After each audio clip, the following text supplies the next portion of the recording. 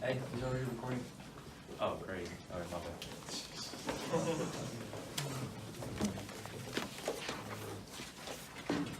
Imagine each of us equals 28 million people. And there's 5 of us here. This is how many people, to say the very least, are involved in forced marriage.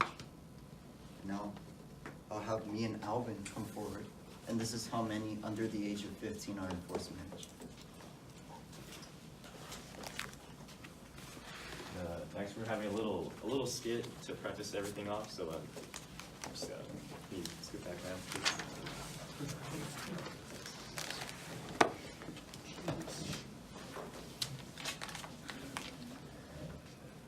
Do you take your husband in marriage? I don't know. Do you take your wife in marriage? Yes? No. Why does it have to be husband and wife? Say yes. Yes. Okay, stop right now. Obviously, what you just witnessed is an example of forced marriages. He wanted his wife to say yes, but obviously the wife, or the soon-to-be wife, did not really want to be in this forced marriage. Today we are presenting you on forced marriages and why it's a bad thing. My name is Alvin. I'm Nick. I'm David. I'm Frank. I'm Christian.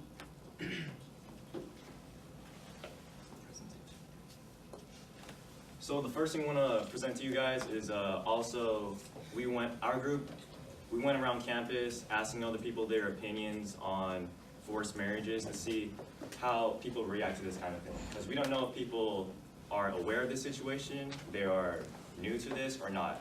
Plus, if you look at our group, we are a heavily male-dominated group. We wanted to acknowledge that, and we wanted to make sure that everyone of each gender has a fair say in saying what forced marriages has affected them. And we got different age groups, like older people. Yeah. Are you aware?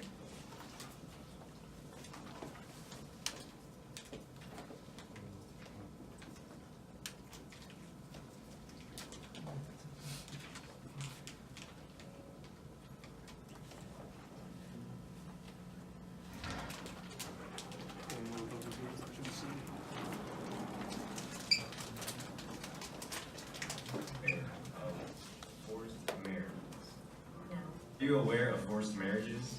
No. Not really. Oh, okay. Are you aware of forced marriages? No. No. Are you aware of forced marriages? No. Are you aware of forced marriage? Yes. What is your opinion on it?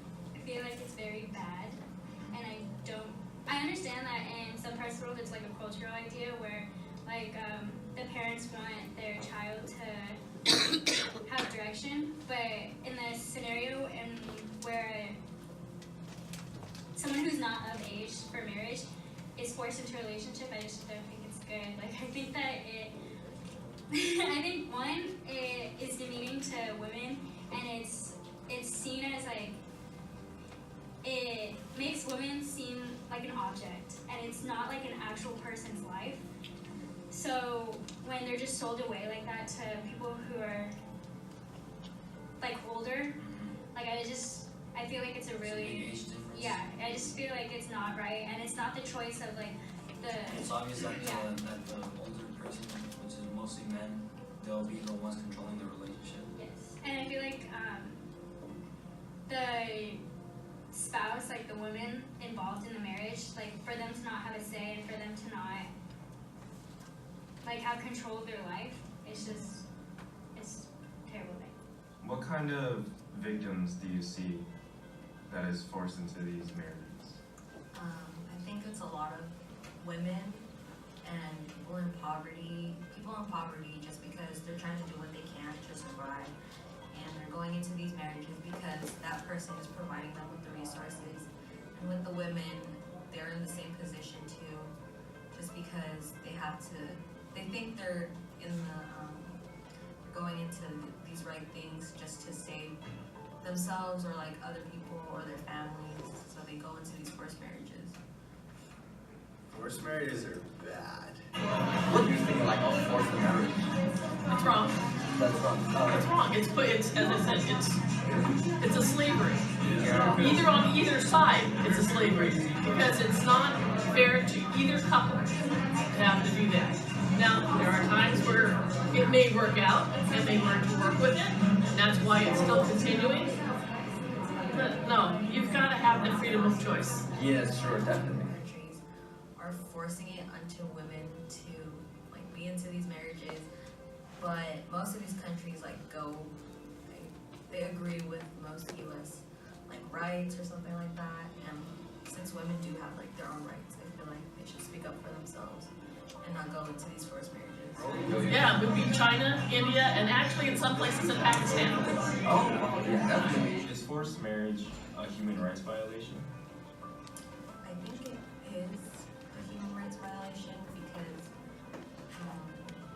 they don't really have a say for themselves personally. They always, or the people who are like going into forced marriages overlook themselves, and I feel like they're violating themselves just because they have other people to look for or look after for, or families to look after for, and they don't care for themselves first.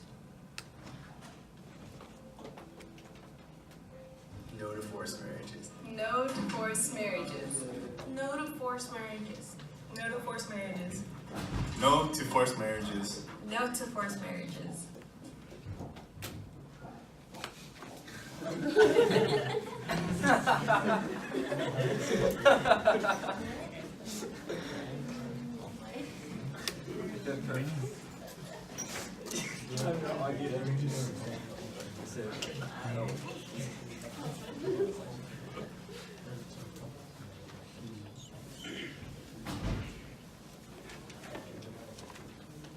So as you can see from what we have collected from this video is that a lot of people have very different definitions of what forced marriages is. And you can all agree that even though that everyone had a little to no information or either different kinds of information about forced marriages, they all agreed that it was wrong and that it needs to be changed. We, as a group, we think that learning from this, not only the way to like solve this is by bringing awareness to the problem, but making sure people actually understand the context behind it, so they know what to say, so they can assist people better on educating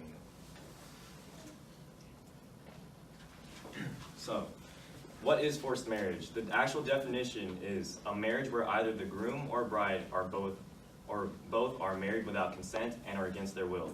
As you can see from our example earlier, one of them was not consenting, and it was against their will. So that is an example of forced marriage. An arranged marriage is a type of marital union where the bride and groom are selected by individuals other than the couples themselves. Usually we'll see this in cultures where the people who are getting married were selected by their parents and family members. So we looked over the study of forced marriage and kind of the statistics and the research. So what we found a lot through what actually causes forced marriage, it has to do with culture, particularly in rural areas where they still want to hold old traditions. They find that it's still acceptable to do these kind of things. And also they want to gain something out of the marriage. Such as resources, money, power. So they would purposely have like a powerful political person marry this other who has less, just to have that kind of advantage. And the effects, we see a continuous cycle of poverty, mainly with women, because they can't really get out. And if they attempt to get out, they usually face abuses, violence, beatings, other horrendous examples.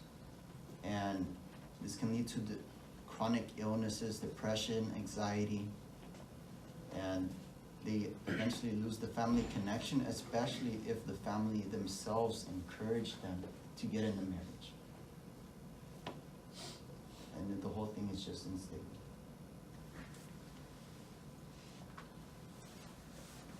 The other part that we found with policies, governments around the world, they would have these certain laws that says you can't do this or you can't do that when that involves forced marriage, but it's not taken very seriously. It's not enforced well, and people just go by it like if the law didn't exist. So that's one problem that needs to be fixed. They need to take this law and put strict punishments for it. The political overview actually overlaps with the social overview, because the social aspect, usually these people that are more conservative, holding to old traditions, they usually stay in the rural areas of the countryside. And because of the lack of social progress, they can't really understand, like in the urban areas or where there's a lot of mass communication, they can't really understand why it would be wrong. They just continue with traditions that can be centuries back ago that's still practiced today. And a trend that we see is these forced marriages happen in underdeveloped countries and poor countries where financial need, they need to do so much just to get the money, so they would go as far as having the marriage to provide that kind of income from dowries.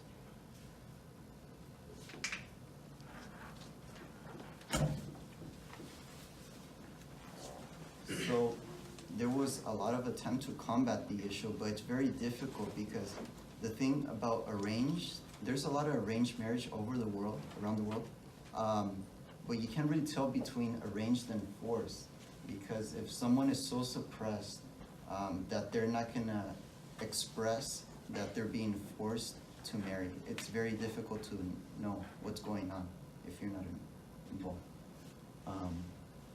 They might say, "Oh no, I'm not in forced marriage or anything," but we don't know the actual true story. And because some people don't actually know their rights or don't have access to education, which is actually stripped away from them when they, particularly people that have to marry early, they have to drop out of school. So they're completely unaware, they don't know what to do, and they fall into depression and despair. It's undeniably a human right violation. We see rape, beatings, other emotional abuses and physical abuses. Historically, forced marriages were fairly common as a result of poverty and male-dominant society. The practice varied in cultures, but it usually involved legal transfer of women's dependency. And for the reason that women were uneducated and were relatively had low social status, they usually accepted the tragic destiny. And one thing to mention that is forced marriages were usually child marriages, because children, especially young ones, they were not able to make a fully informed choice whether or not to marry, and they were usually getting influenced by their families or other outer pressure. But situation has changed in 18th century,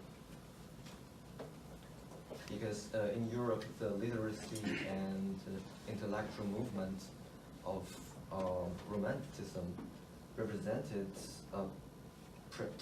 new and progressive ideas in love marriages. So this has